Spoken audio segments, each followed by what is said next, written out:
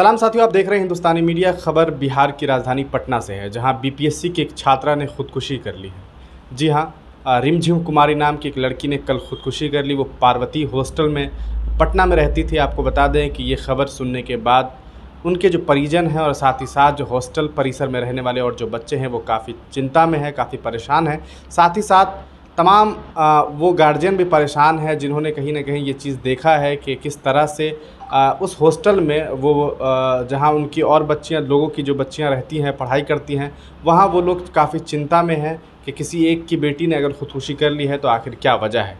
लेकिन मामला जब सामने आया तो लोगों का दिमाग हिल गया और लोग परेशान हो गए। लोगों में काफ़ी परेशानी है और लोग काफ़ी चिंता में हैं। पूरा मामला आपको बताते हैं, आप देख रहे हैं हिंदुस्तानी मीडिया।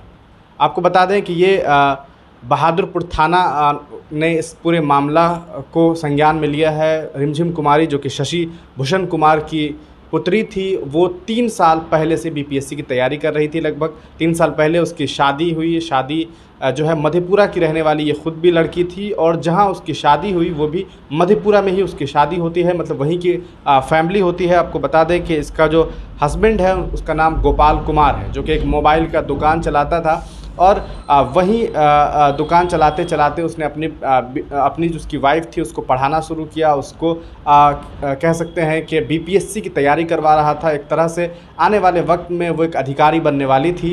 लेकिन इस तमाम कह सकते हैं प्रिपरेशन के दौर में ऐसा क्या हुआ कि आखिरकार उसकी जो कह सकते हैं पत्नी थी, उसने खुदकुशी कर ली है।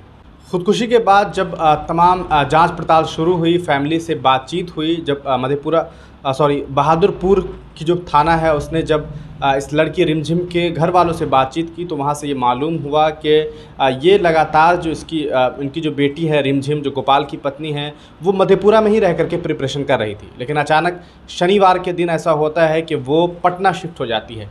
पटना शिफ्ट होने से पहले की कहानी ये है कि आज से लगभग 2 महीने पहले एक केस पूरे देश में काफ़ी वायरल होता है, जिसे हम लोग ज्योति मौर्या केस के नाम से जानते हैं। ज्योति नाम की एक महिला जो कि एसडीएम की तैयारी कर रही हो, एक एसडीएम बनती है वो यूपीएससी के तहत एसडीएम बनती है और उसका जो पति होता है वो उसका पूरी तरीके से प्रिपरेशन कराने में मदद करता है। लेकिन बाद में देखा ये जाता है कि ज्योति जो है अपने हस्बैंड को छोड़ देती है। वो एक बेवफाई करती है जिसकी चर्चा पूरे देश भर में ही नहीं बल्कि मीडिया उसे इस तरह से हाइप देती है कि वो पूरे दुनिया में चर्चित हो जाती है। लेकिन उसका साइड इफ़ेक्ट ऐसा होता है जिसके बारे में हमने पहले भी बताया था कि किस तरह से एक महिला की गलती की वजह से एक समाज ने, एक पुरुष प्रधान देश ने और एक कह सकते हैं कि पुरुषों ने इस तरह से इस मामले को संज्ञान में लिया और इस तरह से सोशल मीडिया पर औरतों के ख़िलाफ़ लिखना शुरू कर दिया कि एक ऐसा माहौल क्रिएट किया गया जिसकी वजह से औरतों की पढ़ाई पर पाबंदी लगाने की बात शुरू हो गई। कई जगह से ऐसी खबरें आई कि पतियों ने अपनी पत्नी को पढ़ाने से मना कर दिया। कई जगह से ऐसी खबरें चलनी शुरू हो गई और बाज़ाब्ता मेन स्ट्रीम मीडिया ने इसे कवर करते हुए दिखाया कि किस तरह से, चाहे वो पटना हो चाहे इलाहाबाद हो, वहाँ के कोचिंग सेंटर से लोगों ने अपनी अपनी पत्नी को वापस बुला लिया और वहाँ से प्रिपरेशन बंद करवा दिया। ये तमाम घटना हो ही रही थी और इसी बीच किसे मालूम था कि ये घटना मधेपुरा की रिमझिम को ले डूबेगा। हुआ ये कि 2 महीना पहले जब ये मामला शुरू हुआ उसके बाद रिमझिम के जो पति हैं गोपाल कुमार, उसके भी सुर बदलने शुरू हो गए। उसके भी हालात स्थिर नहीं रहे और वो भी उसका जो कह सकते हैं उसकी जो वार्तालाप होती थी अपनी पत्नी से वो चेंज हो गया और लगातार वो अब 3 साल के बाद नहीं पढ़ाने के मूड में आ गया। अब वो नहीं पढ़ाना चाहता था क्योंकि उसके अंदर भी ये बात आ गई थी कि कहीं ऐसा ना हो कि मेरी पत्नी जब आगे जा कर के अफसर बन जाएगी तो मुझे छोड़ न दे। और यही वजह थी कि वो लगातार इससे लड़ने लगा और लड़ाई झगड़े शुरू कर दिए। जब लड़ाई झगड़ा शुरू हुआ उसके बाद इसकी जो पत्नी थी, गोपाल की पत्नी रिमझिम, जो कि 22 साल की लड़की थी, उसने इस बात को काफ़ी सोचा समझा।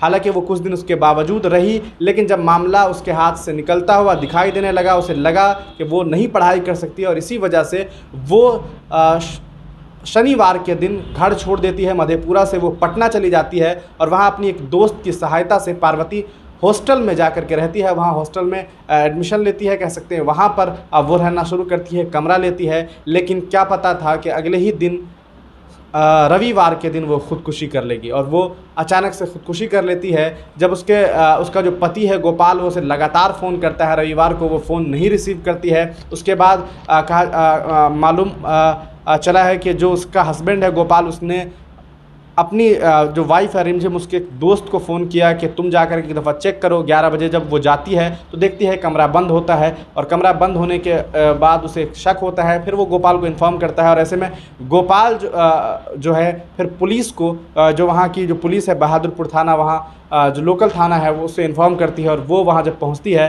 तब पता चलता है कि इस लड़की ने खुदकुशी कर ली है। तो ये तमाम जो घटना है, घटनाक्रम है, जो अभी तक मालूम चला है वो यही है। अब सोचना ये है कि आखिर इसके ज़िम्मेदार कौन है? क्या सिर्फ़ उसका पति, या फिर वो पुरुष प्रधान देश के समाज के लोग, जिसने कहीं न कहीं ज्योति मौर्य केस को इतना बढ़ावा दिया कि उसने पूरी कह सकते हैं कि तमाम जो औरत समाज जो है उसे बदनाम कर दिया, और कहीं न कहीं इस देश की औरतों पर एक ऐसा इल्ज़ाम लगा दिया जिसकी वजह से शायद रिमझिम, जो कि महज़ 22 साल की थी और अभी वो अपनी ज़िंदगी को जीने ही वाली थी, अभी तो वो एक अधिकारी बनने ही वाली थी।